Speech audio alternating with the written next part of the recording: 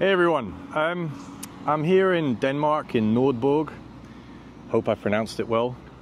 Together with Einar. Einar is going to tell us a little bit about what he does specifically with Danfoss. But behind us at this a co-op store, discount store, is a CO2 supermarket, a standard CO2 supermarket store. Or is it? We're going to find out a little bit, because actually what we're going to see is that Danfoss have got some really cool tech in the back end of this store. And Einar is the guy that has all the fun playing with this stuff. So, over and out. Einar's going to tell us a little bit what's in the back here, but just to kind of set the scene, we are literally across the street from Danfoss Global Headquarters that many people will recognize across the street here. So we just seen like the entrance of a standard store, discount store, okay, this co-op store here. But what's really interesting is what's in the back here. This Application Development Center that Danfoss has built out. And the guy who's kind of having the most fun playing with all this stuff is Einar. And Einar's been a Danfoss employee for close to 40 years, right? Correct. Yeah, so probably better to call you Einar Danfoss Luqman, right? That's probably your nickname, because I mean, you've been in different positions within the organization. So you kind of bring that holistic approach, which is absolutely key to kind of creating this kind of smart store concept, right? If I've understood correctly. Yeah, as was said, it's a standard discount supermarket. Normally in a supermarket like this, the machinery room would be 12 square meter. We have 240 square meter, 20 times bigger here in the Danfoss area. Not because we need all that space just for the small machinery, but because we have a lot of technology to show, not just for the small discount store in a cold climate, but we also have technology which are normally used in hot climate and in hypermarkets and big stores. And yeah. So small and large supermarkets, cold environments as well as super hot environments, like potentially the Middle East, right? You've got technologies here that you could show these types of technologies working in Middle Eastern conditions, correct? It could. And the reason is because we are running with the technology which is suited for this hot climate as well, and we are showcasing it here, and we can bring customers from all over the world to have a good dialogue, what makes sense for them. But very important for us is also to optimize the energy streams. You can see all the different applications around here. We have different energy streams between electrical energy, heating energy, and the cooling part. We have solar panels on the roof. We have two CO2 refrigeration systems, a standard one and the one advanced, we call it, with all the whistles and bells. So that's the parallel compression with ejectors. It is. The bells and whistles, yes. Right? Okay. We could call it an energy pack because it's not just doing refrigeration, it's also doing the heating and it's doing the comfort cooling, all in one package. Then all of this we can see here, we are connected to the district heating grid, and that means that all that heat which is normally rejected out to the ambient, out to the birds, so to say, we can recover that. You can sell it back. We can sell it back to the district heating. We have an extra ground loop out there which where we can take out heat, so we can heat up the building even in the coldest winter day here in Nordborg, and on top of that we can sell energy to the district heating. So all these different applications we have, and let's go in and take a look at. And then you've got other things like battery storage, but these are technologies that you're going to bring progressively once you've fine-tuned everything right for the smart store. Yeah, we have not yet installed the battery. We have tested now how we can move around the energy streams, and we have a good grip on the size which is needed of the battery storage. So we have a plan to build it in this year. So we're really being able to optimize the energy. And store energy when it's low priced, and also utilize being able to offload energy when it's very high priced. So this is what it's about. Yeah. Here is a standard refrigeration pack as we see typically in discount stores. We have our heat recovery unit, a Danfoss heat recovery unit, where we can recover all the heat from a refrigeration system, even heat up our own building. And when going up here, we can see the connection to our ground loop, where we can take out heat from the ground. And then we have our advanced system with all the different products which are typically used also in hot climate, as well as in the hypermarkets.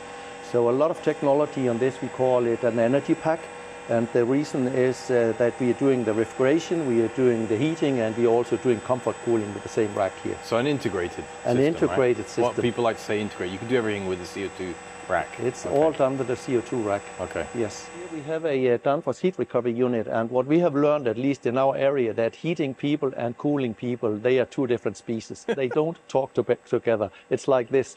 What we have done, we have put a system in between the heat recovery unit, and the simple interface is a 0 to 10 volt signal between the two systems, the refrigeration system and the heating system, and then we can recover all the heat which is normally rejected from a refrigeration system. So a very nice system with a Danfoss heating controller in one end, and we have a Danfoss pack controller in the other two racks. Yep. So in this way we made it very easy for people to harvest the energy. So how much energy are we talking about? We can produce all the energy for the building, needed for the building. And we did a test during winter where the ambient temperature was -6 in nighttime and between -1 and 0 in daytime. And there we were producing 150%. 150% of what you needed? Yeah, 100% was what we needed for the supermarket and the Danfoss area. And then we were producing 50% on top.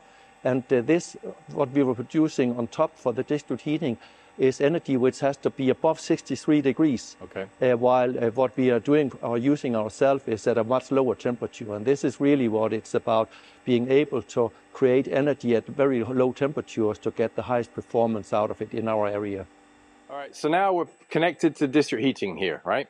This is basically all right, I'll let you explain. Yeah, it's owned by the district heating company. Okay. And when we started the system back in May last year, we needed a little bit heat for the commissioning. Yeah. And here we can see the meter for what we have been buying. So and we have 87 kilowatts. 87 kilowatt we have bought since we started the system. And in the meantime, in the same period, we have sold 15,000, a little bit more than 15,000 kilowatt hours. 9,000 kilowatt out of this is something we have harvested last summer just because the ambient temperature was high. And normally in the refrigeration system, all that energy is sent out to the ambient through the gas cooler. Here we can send it back, or we are sending it back to the district heating and selling it, not at a high price, but still it's a great way of help saving the planet. Yeah, and if you really wanted to, you could do a lot more, right? We could, because this is just what we have harvested. Yeah, without really optimizing it. We are running our system in summer mode in winter time, and then we are producing all the heat actually possible. So this is a heating machine as well as a refrigeration machine. Sure. This smart store really is actually a store. So on the left-hand side, you've got the Danfoss Application Development Center that Einar is having fun in every day together with his colleagues. And then literally across this window, you've got a live store, right? That's correct. Real customers buying real products. And that also means that all the disturbances we see in the supermarket, we have them here as well. Yeah. They forget to close the door in the cold room. They are overstacking. All these things we have in this live supermarket. So it's not just a lab. It's really a live supermarket where we are testing in a real situation. Awesome idea. Awesome idea. Einar, where are we now? We're on the top floor, right? What is this? This is an air handling unit for the supermarket itself, for the sales area. And it's a pretty standard air handling unit. We have a heat recovery wheel in it. So here we can actually recover the heat from the air which is sucked out of the supermarket and heating up fresh air by means of this wheel. Normally it can have an efficiency up to 80%, or a little bit above 80%. But it's not about optimizing the wheel only, it's really optimizing the system. Here we have optimized in a way that we have optimized the energy flow, saving energy for the fans, saving energy for heating. So all these small things is so important when you want to optimize the store. So we're on the roof. I can see some solar panels, so tell us a little bit about this. Yeah, we have 100 kilowatt of solar panels installed on the roof, and we should be able to produce around 100,000 kilowatt hours per year. 100,000 kilowatt hours per year. And today we are actually producing more energy than we can use ourselves. And this is what we are trying now to optimize in the way that we use that extra energy or excess energy heat to produce heat which we can sell to the district heating. So in this way we can reduce the energy cost even more than you normally do in a supermarket. We have some of the panels situated for east and the other one west. So that means that we get a good distribution over the day of the production of energy, sun energy, with these panels. And actually, in terms of the building itself, I'm assuming that this is quite heavy equipment to put on the ceiling, right? Or has that not been an issue?